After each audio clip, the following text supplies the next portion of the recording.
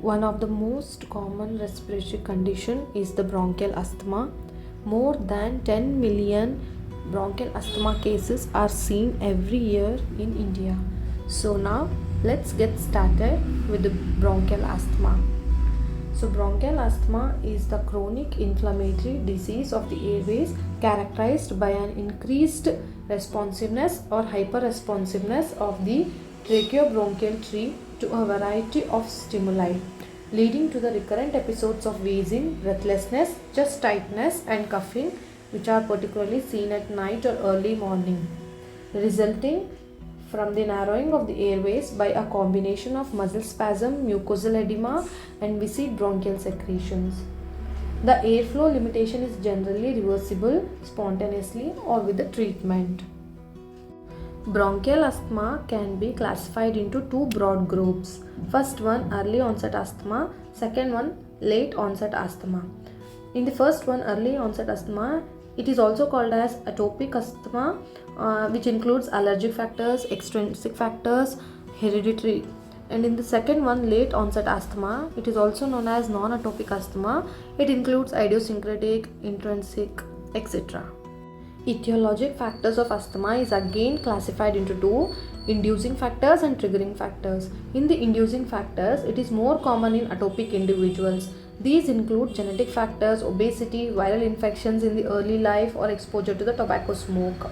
A distinct gene for atopy on chromosome 11q has been identified, and a high body mass index more than 30 kg per meter square will predispose to asthma.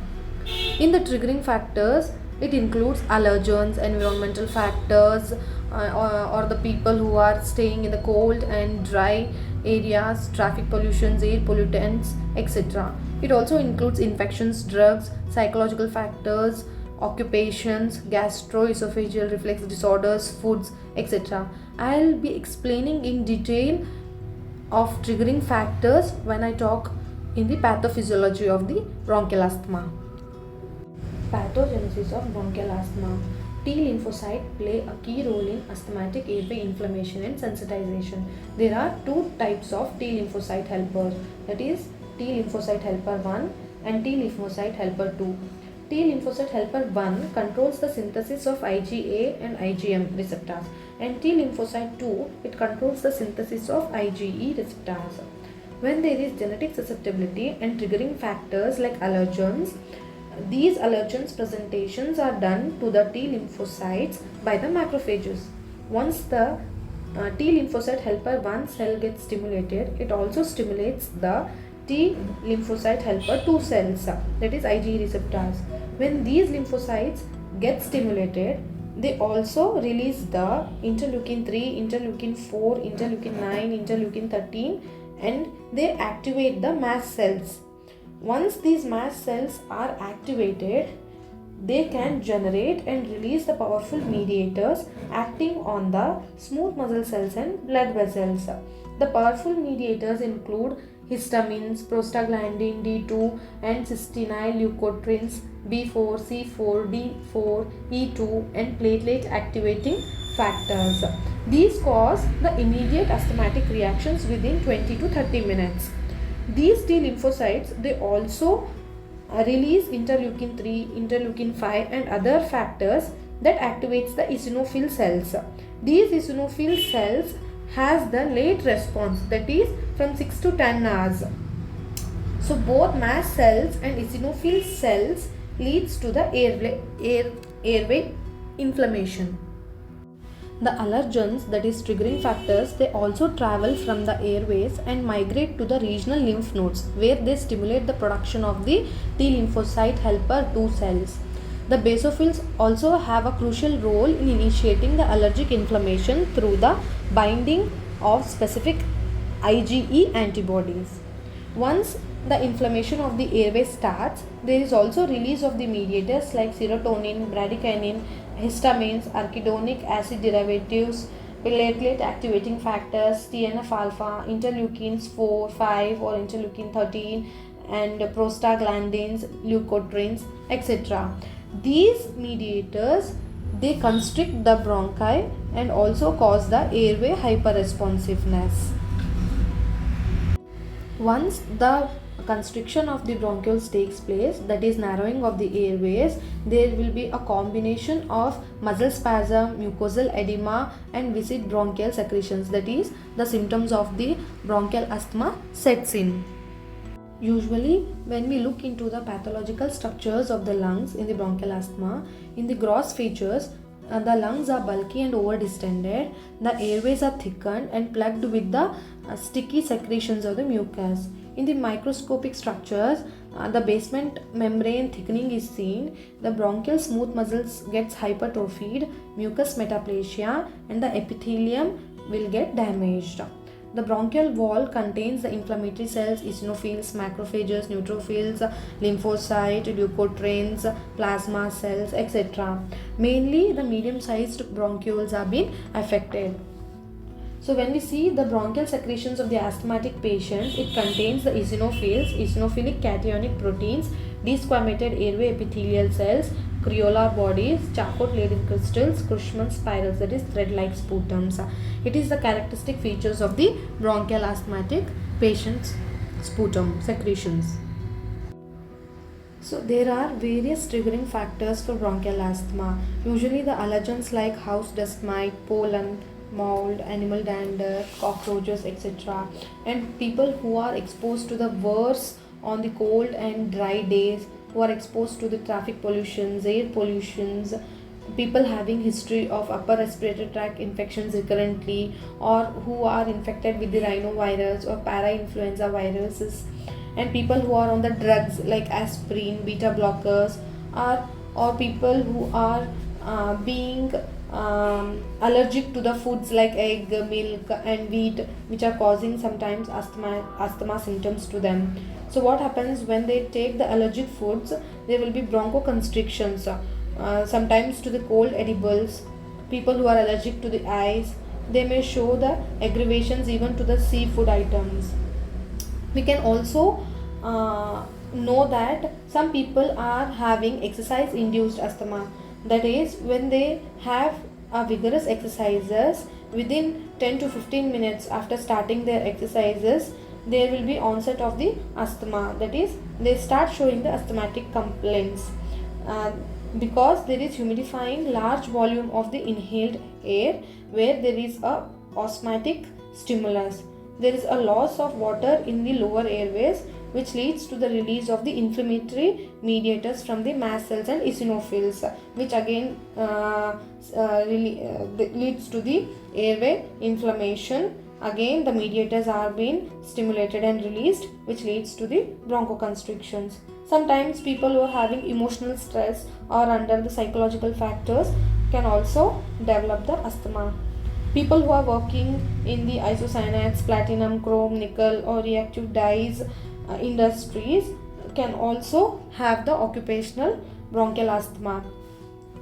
And in the people like gastroesophageal reflux disorder, they also start with the asthmatic complaints, because when the aspirants of the gastric contents and the nervous reflex sets in, there is a bronchoconstrictions because of increase in the chemical mediators and eosinophils in the BAL, that is bronchoalveolar lavage fluid. So now the clinical features can be discussed under three headings. That is, first one episodic asthma, second one severe acute asthma, third one is the chronic asthma. So episodic asthma is generally seen more in the atopic individuals, where there is a sudden onset due to the triggering factors, and there will be sudden wheezing and dyspnea. The episodes with the asymptomatic intervening periods are seen. Second one is the severe acute asthma, or it is also called as status asthmaticus, where there is severe dyspnea and unproductive cough. Usually we see patient with sweating, central cyanosis, tachycardia and pulsus paradoxis. Third one is the chronic asthma. Usually we see this type of chronic asthma in the non-atopic individuals, where there is chest tightness, breathlessness, wheezing, cough, aggravating at night and early morning. There is increased mucus production, which is thick, mucoid and difficult to expectorate. In the chronic asthma, there is repeated attacks of severe acute asthma. In the asthmatic conditions, these are frequently associated with the eczema, urticaria, allergic rhinitis, hay fever, obesity, etc. Now let's discuss about the investigations of the bronchial asthma. Basically, the chest x-rays are done. During the asthmatic attack, there is a hyperinflation of the lungs are seen, and in between the attacks, the lungs become normal. In second one, we can go to the pulmonary function test. This pulmonary function test basically is done to estimate the degree of airflow obstruction. Next is the blood examination. In the blood examination, there will be absolute eosinophil count more than 400 and total serum IgE and specific IgE levels are increased. In the sputum induction and BAL, that is bronchoalveolar lavage, and bronchial biopsies can be done, where eosinophilic cationic proteins are detected in the sputum sample of the asthmatic patients.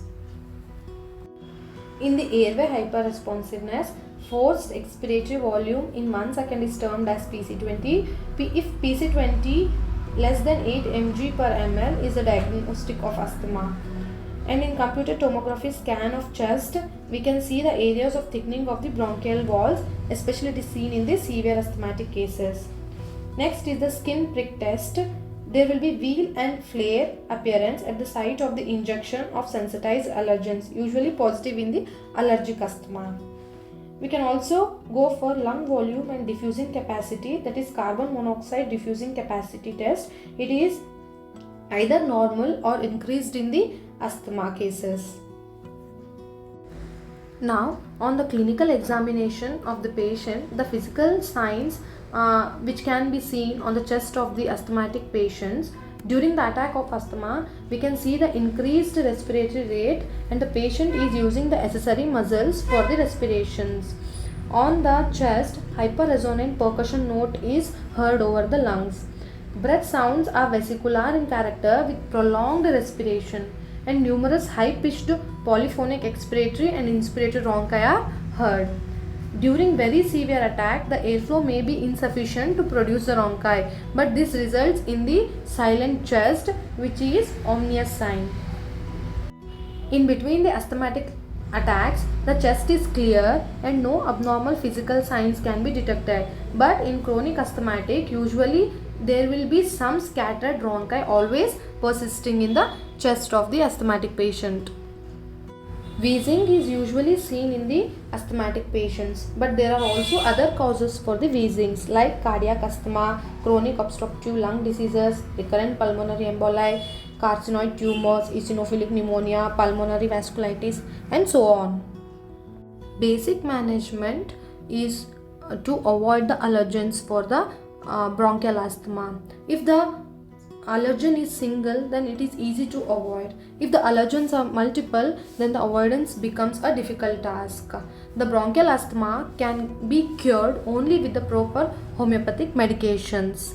Here are the few listed indicated homeopathic medicines for the bronchial asthma to get cured.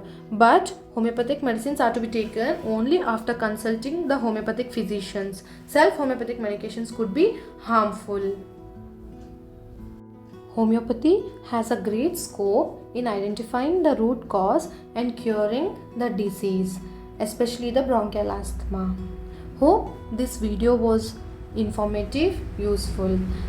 Do like, comment and share, and subscribe the KK Homeo Hub for more such informations. Thank you.